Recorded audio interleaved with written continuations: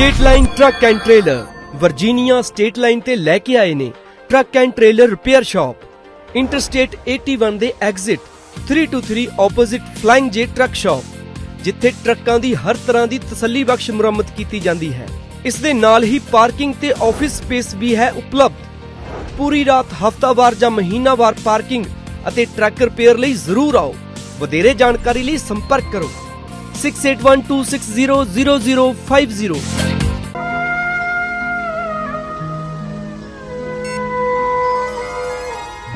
ਸ਼ਮਾਦਾਨ radio Punjab today ਸੁਣਨ ਵਾਲੇ तमाम ਸਰੋਤਿਆਂ ਦਾ ਪ੍ਰੋਗਰਾਮ ਸ਼ਮਾਦਾਨ ਦੇ ਵਿੱਚ ਸਵਾਗਤ ਹੈ ਜੀ। ਅੱਜ ਤਰੀਕ ਹੈ 21 ਜੁਲਾਈ, ਦਿਨ ਹੈ ਵੀਰਵਾਰ, ਸਮਾਂ ਸ਼ਾਮ ਦੇ 6:30 ਦਾ। ਤੁਸੀਂ ਸਾਡੇ ਨਾਲ ਬਠਿੰਡਾ ਸਟੂਡੀਓ ਤੋਂ ਜੁੜੇ ਹੋਏ ਹੋ। ਅੱਜ ਦਾ ਇਹ ਪ੍ਰੋਗਰਾਮ ਤੁਹਾਡੇ ਤੱਕ ਪਹੁੰਚਾਇਆ ਜੀ ਪਿੰਡ ਭੈਣੀ ਬਟਿੰਗਾ ਜ਼ਿਲ੍ਹਾ ਲੁਧਿਆਣਾ ਦੇ ਸਾਡੇ ਲਿਸਨਰਸ ਵੱਲੋਂ ਤੇ ਸੁਖਿੰਦਰ ਸਿੰਘ ਸੰਧੂ ਨਿਊਯਾਰਕ ਵੱਲੋਂ। ਵਾਸ਼ਿੰਗਟਨ ਫਰੇਟ ਸਰਵਿਸ ਜਿਹੜੀ ਸ਼ੈਟਲ ਏਰੀਆ ਦੇ ਵਿੱਚ ਓਨਰ ਆਪਰੇਟਰ ਤੇ ਡਰਾਈਵਰ ਹਾਇਰ ਕਰ ਰਹੀ ਹੈ, ਅੱਛਾ ਬੋਨਸ ਦਿੰਦੇ ਨੇ, ਤੁਹਾਨੂੰ ਅੱਛੀ ਇਨਕਮ ਹੋਏਗੀ। ਤੁਸੀਂ ਜਗਦੇਵ ਸੰਧੂ ਹੋਰਾਂ ਨਾਲ 2532666924 ਤੇ ਕਾਲ ਕਰ ਸਕਦੇ ਹੋ। ਕੁਲਵਿੰਦਰ ਸਿੰਘ ਧਾਲੀਵਾਲ ਹੋਰਾਂ ਨਾਲ 2063544060 ਤੇ ਕਾਲ ਕਰ ਸਕਦੇ ਹੋ। ਇਸ ਤੋਂ ਇਲਾਵਾ ਮੈਂ ਧੰਨਵਾਦੀ ਹਾਂ ਜੀ ਸਰਦਾਰ ਬਲਵੀਰ ਸਿੰਘ ਉਸਮਾਨਪੁਰ ਹੋਰਾਂ ਦਾ, ਅਮਰਜੀਤ ਸਿੰਘ ਗਰੇਵਾਲ ਹੋਰੀ, ਬਲਰਾਜ ਸਿੰਘ ਪੱਡਾ ਹੋਣਾ ਦਾ, ਤੇ ਨਾਲ ਦੀ ਨਾਲ ਆਪਾਂ ਹੋਰ ਗੱਲਬਾਤ ਅੱਗੇ ਚਲਾਵਾਂਗੇ। ਕੁਛ ਵਪਾਰਕ ਸੁਨੇਹੇ ਅੱਗੇ ਲਵਾਂਗੇ ਜਾ ਕੇ। ਤੇ ਢਿੱਲੋਂ ਸਾਹਿਬ ਸਤਿ ਸ਼੍ਰੀ ਅਕਾਲ ਜੀ। ਸਤਿ ਸ਼੍ਰੀ ਅਕਾਲ ਢਿੱਲੋਂ ਸਾਹਿਬ, ਸਭ ਤੋਂ ਪਹਿਲਾਂ ਤਾਂ ਇਹ ਦੱਸੋ ਵੀ ਜਿਹੜਾ ਪੱਤਰਕਾਰ ਮੁਹੰਮਦ ਜ਼ੁਬੈਰ ਸੀਗਾ ਉਹਨੂੰ ਗ੍ਰਿਫਤਾਰ ਕੀਤਾ ਕਿਉਂ ਗਿਆ ਸੀਗਾ? ਕੀ ਹੈ ਅੱਜ ਰਿਹਾਈ ਹੋਈ ਹੈ ਉਹਦੀ? ਨਹੀਂ, ਰਿਹਾਈ ਤਾਂ ਉਹਦੀ ਕੱਲ੍ਹ ਹੀ ਹੋ ਗਈ ਸੀ। ਹਾਂਜੀ, ਅਸਲ ਦੇ ਵਿੱਚ ਉਹਨੂੰ ਗ੍ਰਿਫਤਾਰ ਇਸ ਲਈ ਕੀਤਾ ਸੀ ਕਿ ਇੱਕ ਬੀਬੀ ਹੈ ਜਿਹਦਾ ਨਾਂ ਹੈ ਨੂਪੁਰ ਸ਼ਰਮਾ ਜੀ। ਉਹ ਭਾਰਤੀ ਜਨਤਾ ਪਾਰਟੀ ਦੀ ਸਪੋਕਸਪਰਸਨ ਹੈ। ਅੱਛਾ ਜੀ। National spokesperson. ਅੱਛਾ ਜੀ। ਉਹ ਬੀਬੀ ਜਿਹਨੂੰ ਆਪਾਂ ਗੋਦੀ ਮੀਡੀਆ ਵਜੋਂ ਜਾਣਿਆ ਜਾਂਦਾ ਹੈ, ਚੈਨਲ ਇੱਕ ਟਾਈਮਜ਼ ਨਾਓ। ਅੱਛਾ ਜੀ। ਟਾਈਮਜ਼ ਨਾਓ ਦੇ ਇੱਕ ਡਿਬੇਟ ਦੇ ਵਿੱਚ ਬਹਿੰਦੀ ਹੈ ਬਤੌਰ ਰਿਪਰੈਜ਼ੈਂਟੇਟਿਵ ਆਫ ਬੀਜੇਪੀ ਜੀ। ਤੇ ਟਾਈਮਜ਼ ਨਾਓ ਦੀ ਇੱਕ ਬੜੀ ਚਰਚਿਤ ਐਂਕਰ ਹੈ, ਉਹਦਾ ਨਾਂ ਸ਼ਾਇਦ ਤੁਸੀਂ ਜਾਣਦੇ ਹੋਵੋਗੇ, ਜਿਹੜੀ ਬਹੁਤ ਹੀ ਚਰਚਿਤ ਹੈ। ਉਹ ਐਂਕਰ ਜਿਹੜੀ ਹੈ ਵੈਸ ਨੂੰ ਕੰਡਕਟ ਕਰਦੀ ਸੀ। ਅੱਛਾ ਜੀ। ਗੱਲਬਾਤ ਨੂੰ ਕੰਡਕਟ ਕਰਦੀ ਸੀ। ਔਰ ਗੱਲਬਾਤ ਨੂੰ ਕੰਡਕਟ ਕਰਦਿਆਂ ਚੱਲਦੀਆਂ ਗੱਲਾਂ ਦੇ ਵਿੱਚ ਕਿਉਂਕਿ ਉਹਨਾਂ ਦਾ ਮੁੱਖ ਏਜੰਡਾ ਹੀ ਹਿੰਦੂ ਤੇ ਮੁਸਲਮਾਨ ਹੁੰਦਾ, ਪੋਲਰਾਈਜੇਸ਼ਨ ਕਰਨੀ ਹੈ ਤੇ ਆਪਣੀ TRP ਵਧਾਉਣੀ ਹੈ। ਉਹ ਮੈਡਮ ਨੇ, ਐਂਕਰ ਮੈਡਮ ਨੇ ਕੁਛ ਅਜਿਹਾ ਸਵਾਲ ਪੁੱਛ ਲਿਆ ਤੇ ਉਸ ਸਵਾਲ ਦੇ ਜਵਾਬ ਦੇ ਵਿੱਚ ਨੂਪੁਰ ਸ਼ਰਮਾ ਨੇ ਪੈਗੰਬਰ ਸਾਹਿਬ ਦੇ ਬਾਰੇ ਬਹੁਤ ਜਿਹੜੀ ਹੈਗੀ ਹੈ ਭੱਦੀ ਟਿੱਪਣੀ ਕਰਤੀ। ਉਸ ਟਿੱਪਣੀ ਦਾ ਮੁਸਲਿਮ ਭਾਈਚਾਰੇ ਦੇ ਵਿੱਚ ਵਿਰੋਧ ਹੋਣਾ ਸੀ ਤੇ ਹੋਇਆ ਵੀ। ਕਾਨਪੁਰ ਤੋਂ ਲੈ ਕੇ ਭਾਰਤ ਦਾ ਕੋਈ ਸ਼ਹਿਰ, ਕੋਈ ਇਲਾਕਾ ਨਹੀਂ ਜਿੱਥੇ ਲੋਕਾਂ ਨੇ ਪ੍ਰੋਟੈਸਟ ਨਹੀਂ ਕੀਤੀ। ਲੇਕਿਨ ਕਾਨਪੁਰ ਦੇ ਵਿੱਚ ਜਿਹੜਾ ਜੁਮੇ ਦੀ ਨਮਾਜ਼ ਤੋਂ ਬਾਅਦ ਪ੍ਰੋਟੈਸਟ ਹੋਇਆ, ਉਹ ਪ੍ਰੋਟੈਸਟ ਥੋੜ੍ਹਾ ਜਿਹਾ ਵਾਇਲੈਂਟ ਹੋ ਗਿਆ ਜੀ। ਜਦੋਂ ਵਾਇਲੈਂਟ ਹੋ ਗਿਆ ਤੇ ਉਸ ਪ੍ਰੋਟੈਸਟ ਨੂੰ ਸ਼ਾਂਤ ਕਰਨ ਵਾਸਤੇ ਇੱਕ ਸ਼ਖਸ, ਉਹਦਾ ਮੈਂ ਨਾਂ ਭੁੱਲ ਗਿਆ ਹੁਣ, ਉਹ ਹੈ ਮੁਸਲਮਾਨ ਜੀ ਲੇਕਿਨ ਉਹ ਸੈਕੂਲਰ ਮੁਸਲਮਾਨ ਹੈ। ਅੱਛਾ ਜੀ। ਉਹ ਕਿਸੇ ਮੁਸਲਿਮ ਤੰਜੀਮ ਦੇ ਨਾਲ ਨਹੀਂ ਬੱਝਿਆ ਹੋਇਆ। ਇੱਕ ਅਜਿਹੀ ਤੰਜੀਮ ਉਹਨਾਂ ਨੇ ਬਣਾਈ ਹੈ ਜਿਹੜੀ ਭਾਈਚਾਰਕ ਏਕਤਾ ਨੂੰ ਪ੍ਰਮੋਟ ਕਰਦੀ। ਔਰ ਉਹਦੀ ਜਿਹੜੀ ਹੈਗੀ ਵਿਸ਼ੇਸ਼ਤਾ ਇਹ ਹੈ ਕਿ ਜਦੋਂ ਵੀ ਕਦੇ ਕੋਈ ਅਜਿਹੀ ਪ੍ਰੋਬਲਮ ਖੜੀ ਹੁੰਦੀ ਹੈ, ਉਸ ਵੇਲੇ ਪ੍ਰਸ਼ਾਸਨ ਉਹਦੀ ਮਦਦ ਲੈਂਦਾ ਹੈ ਜੀ ਕਿ ਆਓ ਜੀ ਤੁਸੀਂ, ਜਿਵੇਂ ਆਪਣੇ ਆਮ ਹੀ ਵੇਖਦੇ ਆਪਾਂ ਜਦੋਂ ਹਾਲਾਤ ਖਰਾਬ ਹੋ ਜਾਂਦੇ ਹੈ, ਪੀਸ ਕਮੇਟੀਆਂ ਬਣਦੀਆਂ, ਉਦੋਂ ਜਿਹੜੇ ਸਮਾਜ ਦੇ ਮੁਤਬਰ ਬੰਦੇ ਹੁੰਦੇ ਆ ਸਾਰੇ ਫਿਰ ਕਹਿੰਦੇ ਉਹਨਾਂ ਨੂੰ ਬੁਲਾਇਆ ਜਾਂਦਾ ਹੈ। ਉਧਰ ਵੀ ਉਹਦੀਆਂ ਸੇਵਾਵਾਂ ਲਈਆਂ ਗਈਆਂ। ਅੱਛਾ ਜੀ। ਕਿ ਇਸ ਮਾਮਲੇ ਨੂੰ ਕੰਟਰੋਲ ਕਰਨ ਵਾਸਤੇ ਤੁਸੀਂ ਮਦਦ ਦਿਓ। ਉਹਨੇ ਮਦਦ ਕੀਤੀ ਵੀ। ਆਪਣੇ ਸੋਸ਼ਲ ਮੀਡੀਆ ਜਿਹੜਾ ਉਹਦਾ ਪਲੇਟਫਾਰਮ ਸੀ, ਉੱਥੇ ਲੋਕਾਂ ਨੂੰ ਅਪੀਲ ਕੀਤੀ ਕਿ ਆਪਾਂ ਨੂੰ ਆਹ ਨਹੀਂ ਕਰਨਾ ਚਾਹੀਦਾ, ਆਹ ਨਹੀਂ ਕਰਨਾ ਚਾਹੀਦਾ ਜੀ। ਉਹਦੀ ਵਾਈਫ ਨੂੰ ਉਹਦੇ ਇਨਲਾਜ਼ ਨੇ, ਮਤਲਬ ਉਹਦੀ ਵਾਈਫ ਦੇ ਜਿਹੜੇ ਪੇਕਿਆਂ ਨੇ ਵਿਆਹ ਤੋਂ ਪਹਿਲਾਂ ਇੱਕ ਮਕਾਨ ਜਿਹੜਾ ਗਿਫਟ ਕੀਤਾ ਸੀ ਜੀ। ਉਸ ਮਕਾਨ ਦਾ ਪ੍ਰਾਪਰਟੀ ਟੈਕਸ ਤੋਂ ਲੈ ਕੇ ਹਰ ਕਿਸਮ ਦਾ ਬਿੱਲ ਅਦਾ ਕੀਤਾ ਹੋਇਆ ਸੀ ਜੀ। ਲੇਕਿਨ ਜੋਗੀ ਮਹਾਰਾਜ, ਜਿਨ੍ਹਾਂ ਨੂੰ ਬੁਲਡੋਜ਼ਰ ਬਾਬਾ ਵੀ ਕਿਹਾ ਜਾਂਦਾ, ਬੁਲਡੋਜ਼ਰ ਬਾਬਾ ਤੋਂ ਬਰਦਾਸ਼ਤ ਨਾ ਹੋਇਆ ਤੇ ਬੁਲਡੋਜ਼ਰ ਬਾਬਾ ਨੇ ਕਹਿੰਦਾ ਢਾ ਦਿਓ, ਕਰੋ ਜੀ ਆਪਦਾ ਕੰਮ, ਬੁਲਡੋਜ਼ਰ ਚਲਾਓ। ਪੀਲਾ ਪੰਜਾ ਚੱਲਿਆ ਜੀ। ਮਾਲਕਨ ਉਹਦੀ ਵਾਈਫ ਹੈ ਤੇ ਇਹ ਕਹਿ ਕੇ ਕਿ ਇਹ ਜਿਹੜਾ ਹੈਗਾ ਜੀ, ਜਿਹੜਾ ਮਕਾਨ ਬਣਿਆ ਸੀਗਾ, ਇਹ ਨਕਸ਼ੇ ਦੇ ਮੁਤਾਬਕ ਨਹੀਂ ਸੀ, ਉਹਨੇ ਇਸ ਤੋਂ ਨਾਬੂਦ ਕਰ ਦਿੱਤਾ। ਅਗਲੀ ਗੱਲ ਇਹ ਹੈ ਕਿ ਉਹ ਜਿਹੜਾ ਉਹ ਸ਼ਖਸ ਸੀ, ਉਸ ਸ਼ਖਸ ਦੀ ਬੇਟੀ ਦਿੱਲੀ ਦੀ ਜਵਾਹਰ ਲਾਲ ਨਹਿਰੂ ਯੂਨੀਵਰਸਿਟੀ ਦੇ ਵਿੱਚ ਵੀ ਰਹੀ ਸੀ, ਜੀ ਜਾਮੀਆ ਮਾਲੀਆ ਦੇ ਵਿੱਚ ਵੀ ਉਹ ਲੜਕੀ ਰਹੀ, ਔਰ ਉਹ ਬੜੀ ਤਕੜੀ ਐਕਟਿਵਿਸਟ ਹੈ। ਹੂੰ ਹਰ ਕਿਸਮ ਦੀ ਜਿਹੜੀ ਬੇਇਨਸਾਫੀ ਹੁੰਦੀ ਹੈ ਉਹਦੇ ਖਿਲਾਫ ਉਹ ਲੜਦੀ ਹੈ, ਔਰ CCA ਜੀ। ਕਾਨੂੰਨ ਉਹਦੇ ਖਿਲਾਫ ਵੀ ਉਹਨਾਂ ਨੇ ਲੜਾਈ ਲੜੀ ਸੀ। ਹੂੰ ਇਹ ਜਿਹੜੀ ਲੜਾਈ ਲੜਨ ਦੀ ਬਦੌਲਤ ਉਹਨਾਂ ਦਾ ਨਾਂ ਕਾਫੀ ਬਣ ਗਿਆ ਸੀ। ਜੀ ਇਹ ਕੁਛ ਹੋਇਆ, ਉਹ ਤੋਂ ਬਾਅਦ ਨਾਲ ਦੀ ਨਾਲ ਜਿਹੜਾ ਇਹ ਮੈਸੇਜ ਜਿਹੜਾ ਹੈ ਸਾਰੀ ਦੁਨੀਆ 'ਚ ਫੈਲ ਗਿਆ। ਹੂੰ ਤੇ ਮੈਸੇਜ ਫੈਲਿਆ ਕਿਹਦੀ ਵਜ੍ਹਾ ਕਾਰਨ? ਜੀ ਉਹਦਾ ਕਾਰਨ ਸੀ ਜ਼ੁਬੈਰ ਮੁਹੰਮਦ। ਜੀ ਜ਼ੁਬੈਰ ਮੁਹੰਮਦ ਆਲਟ ਨਿਊਜ਼ ਦਾ ਸਹਿ ਸੰਸਥਾਪਕ ਹੈ। ਅੱਛਾ ਸੰਸਥਾਪਕ ਫਾਊਂਡਰ ਹੈ। ਹੂੰ। ਦੋ ਫਾਊਂਡਰ ਹੈ ਆਲਟ ਨਿਊਜ਼ ਦੇ, ਇੱਕ ਹਿੰਦੂ ਭਾਈਚਾਰੇ ਨਾਲ ਸੰਬੰਧਿਤ ਹੈ ਤੇ ਇੱਕ ਮੁਸਲਿਮ ਭਾਈਚਾਰੇ ਨਾਲ ਸੰਬੰਧਿਤ ਹੈ। ਹੂੰ ਦੋਨੇ ਸਿਰੇ ਦੇ ਸੈਕੂਲਰ ਹੈ। ਜੀ ਔਰ ਉਹਨਾਂ ਨੇ ਇਹ ਨਹੀਂ ਕਹਾ ਕਿ ਭਾਰਤੀ ਜਨਤਾ ਪਾਰਟੀ ਤੇ ਇਹਦੀ ਸਰਕਾਰ ਨੂੰ ਉਹ ਬੇਨਕਾਬ ਕਰਦੇ ਹੈ। ਹੂੰ ਉਹ ਹਰ ਕਿਸੇ ਨੂੰ ਬੇਨਕਾਬ ਕਰਦੇ। ਅੱਛਾ ਵਾਢੇ ਨਾਲ ਹੀ ਲੱਗਦਾ ਵਾਢੇ ਨਾਲ ਲੱਗਦੇ ਆ। ਉਹ ਕਾਂਗਰਸ ਨੂੰ ਵੀ ਨਹੀਂ ਸਪੇਅਰ ਕਰਦੇ, ਉਹ ਖੱਬੇ ਪੱਖੇ ਨੂੰ ਨਹੀਂ ਕਰਦੇ, ਇੱਥੋਂ ਤੱਕ ਕਿ ਮੀਡੀਆ ਦੇ ਨਾਲ ਵੀ ਉਹਨਾਂ ਦੀ ਕੋਈ ਲਿਹਾਜ਼ ਨਹੀਂ। ਹੂੰ ਔਰ ਮੀਡੀਆ ਦੇ ਨਾਲ ਜਿਹੜੀ ਨਾ ਲਿਹਾਜ਼ ਹੋਣ ਦਾ ਨਤੀਜਾ ਸੀ ਕਿ ਇਹਨਾਂ ਨੇ ਉਹ ਬੀਬੀ ਨੂੰ ਤੇ ਉਹ ਚੈਨਲ ਨੂੰ ਬੇਨਕਾਬ ਕਰਤਾ। ਜੀ ਇਹ ਦੱਸਦਾ ਕਿ ਇਸ ਚੈਨਲ ਦੇ ਉੱਤੇ ਇੱਕ ਸ਼ਰਾਰਤਪੂਰਨ ਢੰਗ ਦੇ ਨਾਲ ਇਹ ਸਾਰਾ ਕੁਝ ਕੀਤਾ ਗਿਆ ਸੀ। ਉਹਦਾ ਪ੍ਰਤੀਕਰਮ ਕੀ ਹੋਇਆ? ਪ੍ਰਤੀਕਰਮ ਹੋਇਆ ਦੁਨੀਆ 'ਚ, ਅੱਛਾ ਜੀ, ਖਾਸ ਕਰਕੇ ਖਾੜੀ ਦੇ ਦੇਸ਼ਾਂ ਦੇ ਵਿੱਚ ਤਾਂ ਬਹੁਤ ਜ਼ਿਆਦਾ ਹੋ ਗਿਆ। ਹੂੰ ਖਾੜੀ ਦੇ ਦੇਸ਼ਾਂ ਦੇ ਵਿੱਚ ਜਿੱਥੇ ਜਿਹੜੇ ਸ਼ਾਹੀ ਪਰਿਵਾਰ ਸੀ ਖਾੜੀ ਦੇ ਦੇਸ਼ਾਂ ਦੇ, ਉਹਨਾਂ ਨੇ ਵਿਰੋਧ ਕੀਤਾ। ਹੂੰ ਉਹਨਾਂ ਨੇ ਆਪਣਾ ਵਿਰੋਧ ਦਰਜ ਕਰਾਇਆ। ਸਾਡੇ ਰਾਜਦੂਤ ਨੂੰ ਬੁਲਾਇਆ ਗਿਆ, ਰਾਜਦੂਤਾਂ ਨੂੰ ਬੁਲਾ ਕੇ ਉਹਨਾਂ ਨੂੰ ਝਾੜ ਚੰਬ ਝਾੜ ਚੰਬ ਮੰਨ ਲਓ, ਚਲੋ ਸਭਿਅਕ ਢੰਗ ਨਾਲ ਹੋਈ ਗੱਲ।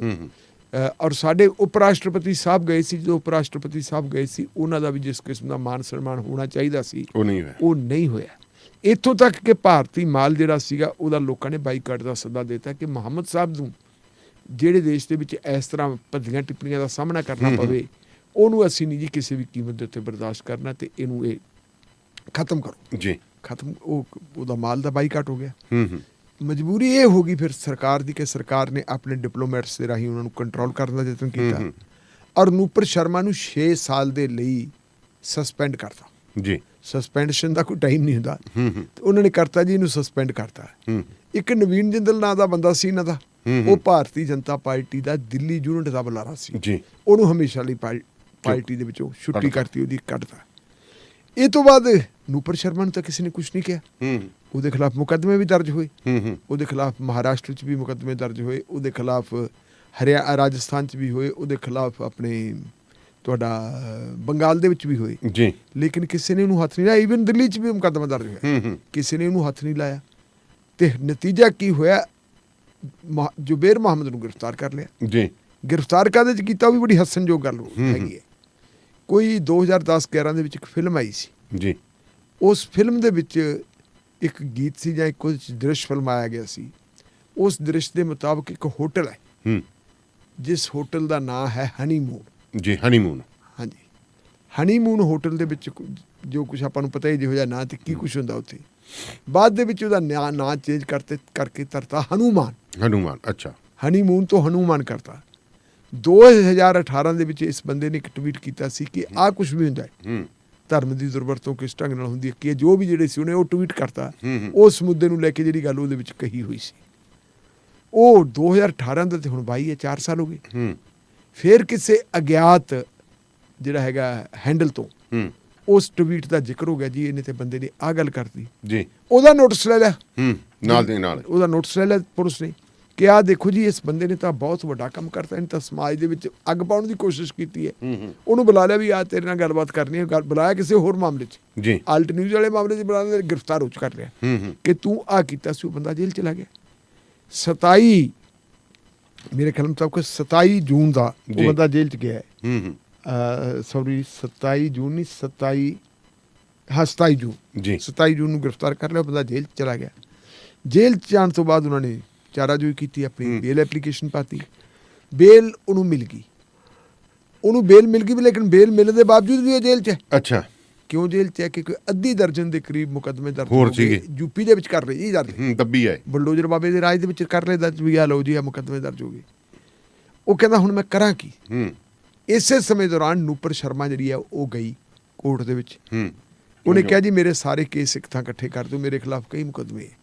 ਤੇ ਕੋਰਟ ਨੇ ਉਹਨੂੰ ਝਟਕਾ ਕੇ ਮਾਰਿਆ, ਉਹਨੂੰ ਝਾੜਿਆ ਵੀ, ਤੇਰੀ ਵਜ੍ਹਾ ਕਾਰਨ ਦੇਸ਼ ਨੂੰ ਅੱਗ ਲੱਗ ਰਹੀ ਹੈ।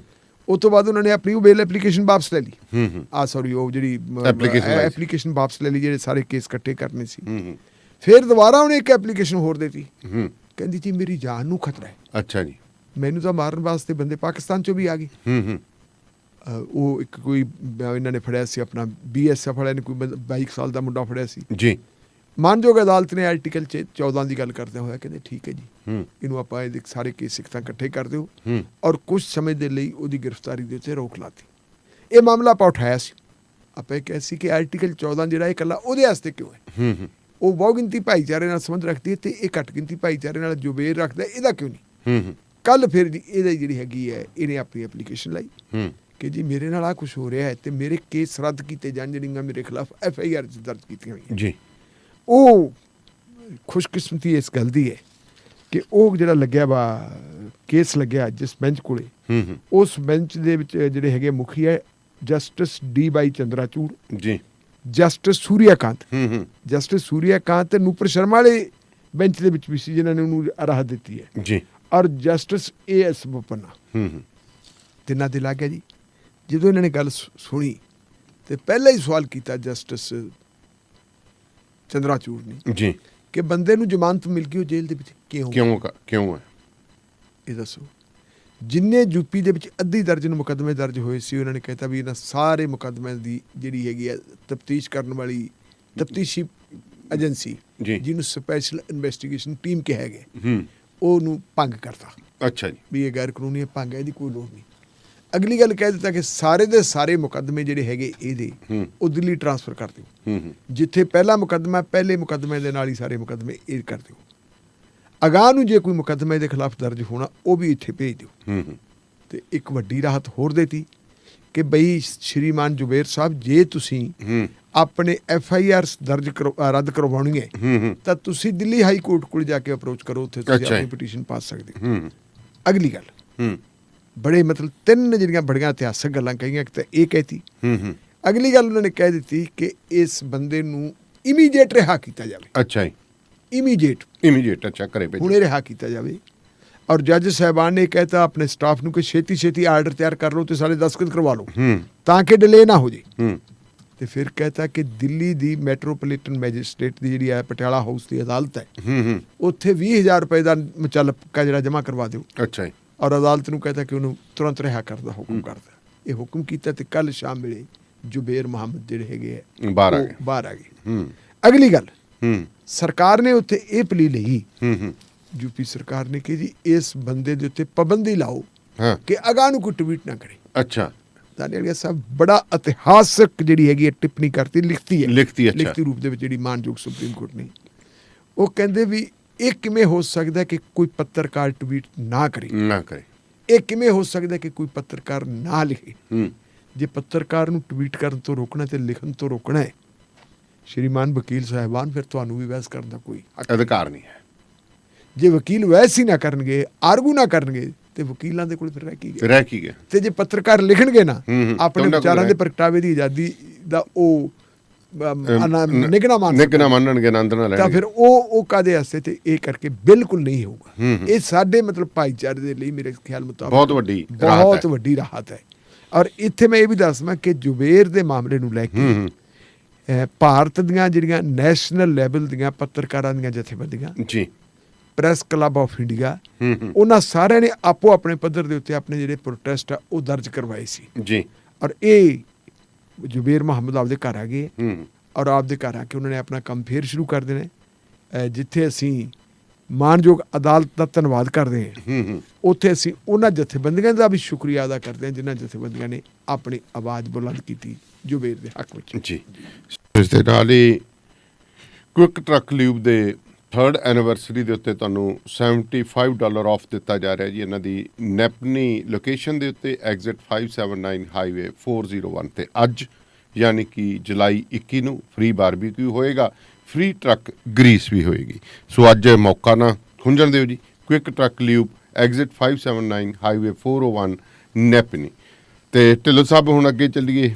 ਕੱਲ ਜਿਹੜਾ ਇਨਕਾਊਂਟਰ ਹੋਇਆ ਗੈਂਗਸਟਰ ਜਗਰੂਪ ਰੂਪੇ ਦਾ ਤੇ ਮੰਨੂ ਦਾ, ਇਹ ਫਿਰ ਕਿਵੇਂ ਅੜਾਏ ਜੀ ਡਿੱਕੇ ਪੁਲਿਸ ਦੇ? ਦੇਖੋ ਦਾਨੀਆਲ ਸਾਹਿਬ, ਲਗਭਗ 4.5 ਪੌਣੇ 5 ਘੰਟੇ ਹੂੰ ਦਾ ਇਨਕਾਊਂਟਰ ਹੋਇਆ ਹੈ। ਦੋਨੋਂ ਬੰਦੇ ਜਗਰੂਪ ਸਿੰਘ ਰੂਪਾ ਔਰ ਮਨਪ੍ਰੀਤ ਮਨੂ ਉਹ ਪੁਲਿਸ ਨਾਲ ਮੁਕਾਬਲੇ ਦੇ ਵਿੱਚ ਮਾਰੇ ਗਏ। ਖਬਰਾਂ ਸਾਰੀਆਂ ਪ੍ਰਸਾਰਿਤ ਹੋ ਚੁੱਕੀਆਂ, ਹੂੰ ਪ੍ਰਕਾਸ਼ਿਤ ਵੀ ਹੋ ਚੁੱਕੀਆਂ। ਇਸ ਕਰਕੇ ਉਹ ਕਿਵੇਂ ਮਾਰੇ ਗਏ ਨਹੀਂ ਮਾਰੇ ਗਏ ਆਪਾਂ ਉਸ ਚੱਕਰ 'ਚ ਨਹੀਂ ਪੈਣਾ, ਇਹਨਾਂ ਖਬਰਾਂ ਦਾ ਜ਼ਿਆਦਾ ਹੋ ਗਿਆ। ਹੂੰ ਲੇਕਿਨ ਇਹ ਗੱਲ ਆਪਾਂ ਨੂੰ ਮੰਨਣੀ ਪੈਣੀ ਹੈ ਕਿ ਬਹੁਤ ਲੰਬੇ ਅਰਸੇ ਬਾਅਦ ਮੀਡੀਆ ਦੀ ਹਾਜ਼ਰੀ 'ਚ ਇਹਨੂੰ ਅਸੀਂ ਕਹਾਂਗੇ ਇਹ ਸਹੀ ਮੁਕਾਬਲਾ ਹੋਇਆ। ਡੇ ਲਾਈਟ ਮੁਕਾਬਲਾ, ਕਿਉਂਕਿ ਆਮ ਤੌਰ ਦੇ ਉੱਤੇ ਉਹ ਮੁਕਾਬਲਾ ਨਹੀਂ ਹੁੰਦਾ ਜਿੱਥੇ ਪੁਲਿਸ ਨੂੰ ਝਰੀਟਣਾ ਆਵੇ। ਇਸ ਮੁਕਾਬਲੇ ਦੇ ਵਿੱਚ ਮਾਨਸਾ ਪੁਲਿਸ ਦਾ CIA ਸਟਾਫ ਦਾ ਇੱਕ ਥਾਣੇਦਾਰ ਬਲਜਿੰਦਰ ਸਿੰਘ ਉਹਦਾ ਨਾਮ ਹੈ, ਉਹਦੇ ਹਿੱਕ ਦੇ ਵਿੱਚ ਗੋਲੀ ਵੱਜੀ। ਅੱਛਾ, ਤਾਂ ਬੁਲਟ ਪ੍ਰੂਫ ਜੈਕਟ ਸੀ, ਬੰਦੇ ਦੀ ਜਾਨ ਬਚ ਗਈ, ਲੇਕਿਨ ਆਊਟ ਆਫ ਡੇਂਜਰ ਹੈ, ਪਰ ਜਿਹੜੀ ਸੱਟ ਗੰਭੀਰ ਹੈ। ਔਰ ਜਦੋਂ ਗੰਭੀਰ ਸੱਟ ਹੋਵੇ ਪਤਾ ਨਹੀਂ ਕਿਹੜੇ ਵੇਲੇ ਕਦੋਂ ਬੰਦੇ ਦੀ ਘਾਤਕ ਹੋ ਸਕਦੀ ਹੈ। 2 ਪੁਲਿਸ ਕਰਮਚਾਰੀ ਹੋਰ ਹੈ ਜਿਨ੍ਹਾਂ ਦੇ ਵੀ ਗੋਲੀਆਂ ਲੱਗੀਆਂ। ਇੱਕ ਪੱਤਰਕਾਰ ਸੀ ਜੀ, ਉਹ ਸਾਡੀ ਬਦਕਿਸਮਤੀ ਹੈ ਕਿ ਮਾਲਕ ਕਹਿੰਦੇ TRP ਵਧਾਉਣੀ ਹੈ ਵੀ ਤੁਸੀਂ ਨਾਲ ਦੀ ਮਰਨਾ ਵਿੱਚ ਕਹੋਗੇ। ਸਭ ਤੋਂ ਪਹਿਲਾਂ ਅਸੀਂ ਸਿਕੰਦਰ ਨਾਂ ਹੈ ਮੁੰਡੇ ਦਾ, ABP ਕੰਪਨੀ ਦੇ ਨਾਲ ABP ਨਿਊਜ਼ ਦਾ ਕੈਮਰਾਮੈਨ ਹੈ। ਉਹਦੇ ਵੀ ਜਿਹੜੀ ਹੈਗੀ ਇੱਕ ਸ਼ਾਇਦ ਗੋਲੀ ਦਾ ਟੁਕੜਾ ਲੱਗੇ ਪੈਰ ਦੇ ਵਿੱਚ, ਉਹਨੂੰ ਚੁੱਕ ਕੇ ਲੈ ਗਏ ਸੀ, ਉਹ ਹੋਇਆ।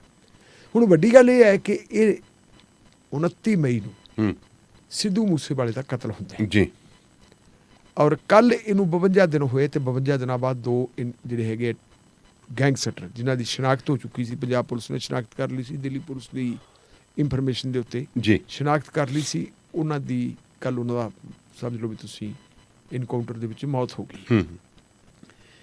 ਇਹ ਹੁਣ ਇਹ ਹੈ ਕਿ ਬਾਕੀ ਟੋਟਲ ਇਹਦੇ ਵਿੱਚ 6-7 ਬੰਦੇ, ਜੇ ਟੋਟਲ ਆਪਾਂ ਦੇਖੀਏ ਤੇ ਬਹੁਤ ਵੱਡਾ ਗਰੁੱਪ ਹੈ ਜੀ, ਕਿਉਂਕਿ ਇਹ ਥੱਲੇ ਤੋਂ ਲੈ ਕੇ ਉੱਪਰ ਤੱਕ ਤੇ ਉੱਪਰ ਤੋਂ ਲੈ ਕੇ ਥੱਲੇ ਤੱਕ ਇਹ ਨਾੜਾਂ ਜੁੜੀਆਂ ਵੀ ਇਹਨਾਂ ਦੀਆਂ। ਇੰਟਰਨੈਸ਼ਨਲ ਲੈਵਲ ਦਾ ਮਾਮਲਾ ਬਣ ਗਿਆ।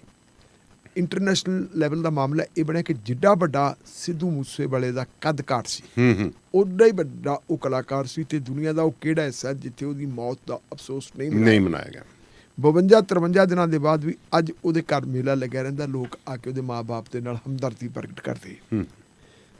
ਦੁਨੀਆ ਦੇ ਹਰ ਹਿੱਸੇ ਦੇ ਵਿੱਚ ਪ੍ਰੋਟੈਸਟ ਵੀ ਹੋਏ, ਸਾਰਾ ਕੁਛ ਹੋਇਆ, ਲੋਕਾਂ ਨੇ ਅਫਸੋਸ ਵੀ ਕੀਤਾ। ਔਰ ਜਿਨ੍ਹਾਂ ਲੋਕਾਂ ਨੇ ਉਹਨੂੰ ਕਤਲ ਕਰਨ ਦੀ ਜ਼ਿੰਮੇਵਾਰੀ ਲਈ ਉਹ ਵੀ ਭਾਰਤ ਤੋਂ ਬਾਹਰ ਬੈਠੇ ਜੀ। ਸਭ ਤੋਂ ਪਹਿਲੀ ਜ਼ਿੰਮੇਵਾਰੀ ਵੀ ਕੈਨੇਡਾ ਤੋਂ ਲਈ ਗਈ ਸੀ ਗੋਲਡੀ ਬਰਾੜ ਦੇ ਵੱਲੋਂ ਜੀ।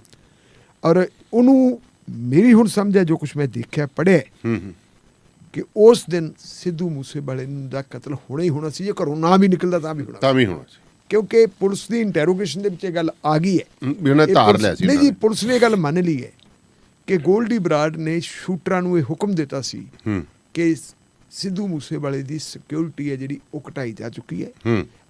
ਹੁਣ ਹੀ ਦੇਣਾ ਸਾਡੇ ਕੋਲ, ਅੱਜ ਦਾ ਦਿਨ ਹੀ ਹੈ, ਜਦੋਂ ਅੱਜ ਮਾਰਦੇ ਨਹੀਂ ਤਾਂ ਗਿਆ ਕੰਮ, ਕਿਉਂਕਿ ਸੰਭਾਵਨਾ ਇਹ ਸੀ ਕਿ ਸ਼ਾਇਦ ਉਹਦੀ ਸਿਕਿਉਰਿਟੀ ਫੇਰ ਨਾ ਵੱਧ ਜਾਵੇ। ਔਰ ਇਹਦੇ ਤੇ ਹੁਣ ਜਦੋਂ ਇਹ ਗੱਲ ਆ ਗਈ ਤਾਂ ਦਾਨੇਵਾਲੀਆ ਸਾਹਿਬ, ਉਹਦੇ ਬਾਪ ਨੇ ਵੀ ਇਸ ਗੱਲ ਦੇ ਉੱਤੇ ਬੜਾ ਗਿਲਾ ਕੀਤਾ ਹੈ ਕਿ ਮੇਰਾ ਪੁੱਤ 2 ਕਰੋੜ ਰੁਪਈਆ ਸਾਲ ਦਾ ਟੈਕਸ ਭਰਦਾ ਸੀ, ਉਹਦੀ ਸਿਕਿਉਰਿਟੀ ਤਾਂ ਹੋ ਗਈ ਵਾਪਸ। ਜਿਨ੍ਹਾਂ ਲੋਕਾਂ ਨੇ ਮਾਰਿਆ ਤੇ ਉਹਨਾਂ ਨੂੰ ਗਲੋਰੀਫਾਈ ਕੀਤਾ ਜਾਂਦਾ, 200 ਪੁਲਿਸ ਦੇ ਮੁਲਾਜ਼ਮ ਉਹਨਾਂ ਨੂੰ ਪ੍ਰੋਟੈਕਟ ਕਰਦੇ ਫਿਰਦੇ, ਉਹਨਾਂ ਨੂੰ ਜਿਹੜੀਆਂ ਹੈ ਬੰਦ ਗੱਡੀਆਂ ਦੇ ਵਿੱਚ ਲਿਆਂਦਾ ਜਾਂਦਾ ਹੈ। ਇਹ ਅਜਿਹਾ ਕਿਉਂ ਕਹਿੰਦਾ ਵੀ ਇਹ ਸਾਰਾ ਕੁਝ ਬੰਦ ਕਰ ਦਿਓ, ਘੱਟੋ ਘੱਟ ਮੈਂ ਅੱਖਾਂ 'ਚ ਅੱਖਾਂ ਪਾ ਕੇ ਦੇਖ ਤਾਂ ਲਵਾਂ ਕਿ ਮੇਰੇ ਪੁੱਤ ਕਿਹਨੇ ਮਾਰਿਆ ਸੀ।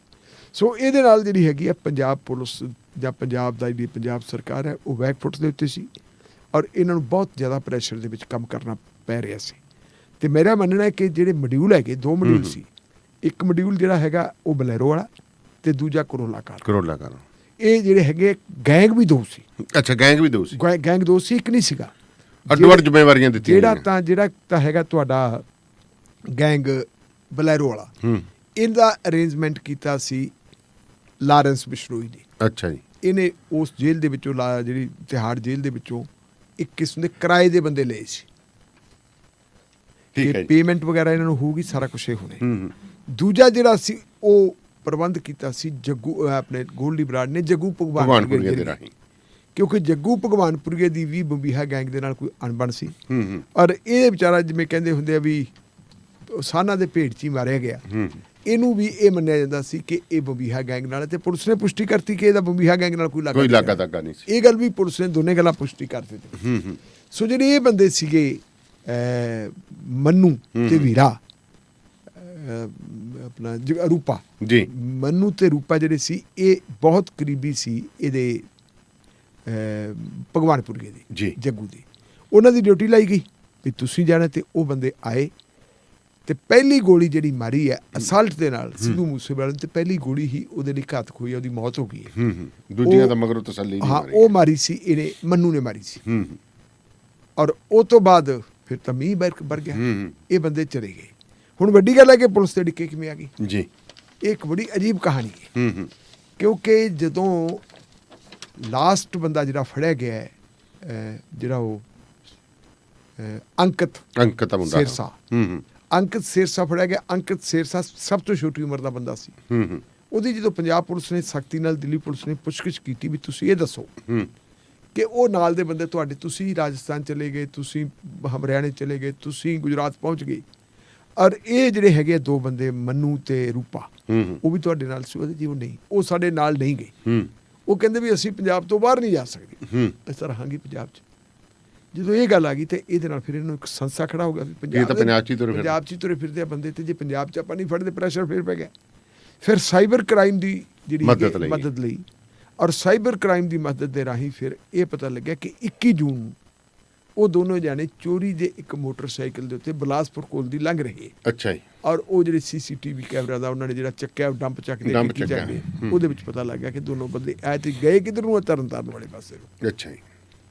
ਫਿਰ ਦੁਬਾਰਾ ਇਹਦੇ ਵਿਚਾਰ ਕੀਤਾ, ਮਤਲਬ ਇਹਨੂੰ ਸਾਇੰਟੀਫਿਕਲੀ ਕੇਸ ਨੂੰ ਜਿਹੜਾ ਹੈਗਾ ਡੀਲ ਕੀਤਾ ਹੈ। ਫਿਰ ਇਹਨੂੰ ਵਿਚਾਰ ਕੀਤਾ ਦੁਬਾਰਾ ਵੀ ਇਹਨਾਂ ਬੰਦਿਆਂ ਨੂੰ ਲੱਭਿਆ ਕਿਵੇਂ ਜਾਵੇ।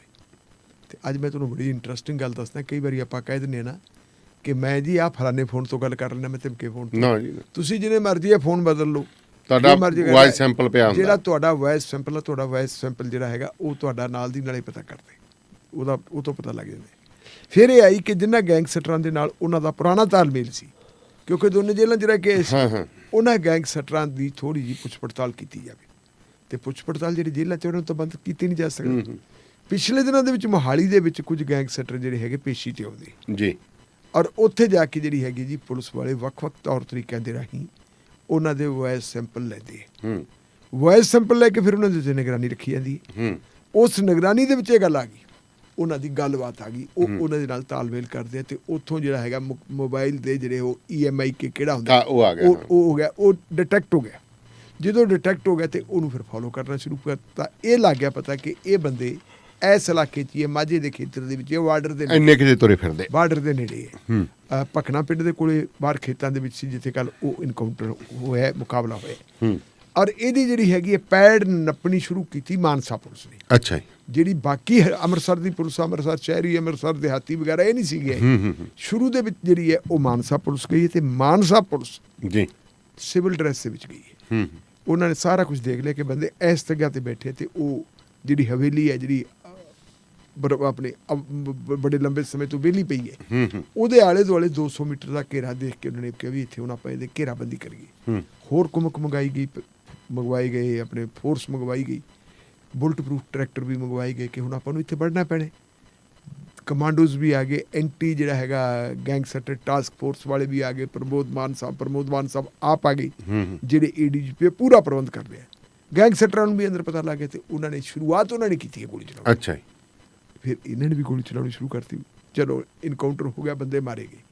ਹੁਣ ਵੱਡੀ ਗੱਲ ਆ, ਉੱਥੋਂ ਜਿਹੜੇ ਹਥਿਆਰ ਬਰਾਮਦ ਹੋਏ ਹੈ, ਪ੍ਰਮੋਦ ਮਾਨ ਸਾਹਿਬ ਕਹਿੰਦੇ ਕਿ ਉੱਥੋਂ ਸਾਨੂੰ 2 ਵੈਪਨ ਮਿਲੇ, ਇੱਕ AK-47 ਤੇ ਇੱਕ ਪਿਸਟਲ। AK-47 ਤੇ ਪਿਸਟਲ 2 ਚੀਜ਼ਾਂ, ਪਰ ਇੰਨਾ ਲੰਬਾ ਸਮਾਂ ਮੁਕਾਬਲਾ ਸਿਰਫ ਦੋਵਾਂ ਨਾਲ ਕੀਤਾ, ਇਹ ਗੱਲ ਸਮਝ ਨਹੀਂ ਪੈਂਦੀ। ਚਲੋ ਕਈ ਵਾਰੀ ਬੰਦਿਆਂ ਦੇ ਕੋਲ ਟ੍ਰੇਨਡ ਇੰਨੇ ਹੁੰਦੇ, ਦਾ ਪੇਚ ਹੁੰਦੇ। ਉਹਨਾਂ ਨੇ ਇੱਕ ਗੱਲ ਕਹੀ ਸੀ ਕਿ ਇੱਕ ਉੱਥੇ ਬੈਗ ਵੀ ਹੈ, ਉਸ ਬੈਗ ਦੇ ਵਿੱਚ ਕੀ ਆ ਸੀ, ਉਹਨੂੰ ਹੱਥ ਨਹੀਂ ਲਾਇਆ ਪੁਲਿਸ ਨੇ। ਜਿਹੜੇ ਬੰਦੇ ਇਹਨਾਂ ਨੂੰ ਡੀਲ ਕਰਨ ਵਾਲੇ ਆ, ਉਹ ਆਉਣਗੇ, ਟੀਮ ਫੋਰੈਂਸਿਕ ਲੈਬ ਵਗੈਰਾ ਜਿਹੜੇ ਉਹ ਆਉਣਗੇ, ਤੇ ਉਹ ਆ ਕੇ ਇਹਨੂੰ ਦੇਖਣਗੇ ਉਹਦੇ ਵਿੱਚੋਂ ਕੀ ਕੁਛ ਹੈ। ਵੱਡੀ ਗੱਲ ਇਹ ਹੈ, ਹੁਣ ਜਿਹੜਾ ਅਗਲਾ ਸਵਾਲ ਖੜਾ ਹੁੰਦਾ ਹੈ ਕਿ ਇਹਨਾਂ ਬੰਦਿਆਂ ਨੇ ਪੰਜਾਬ ਛੱਡਿਆ ਕਿਉਂ ਨਹੀਂ।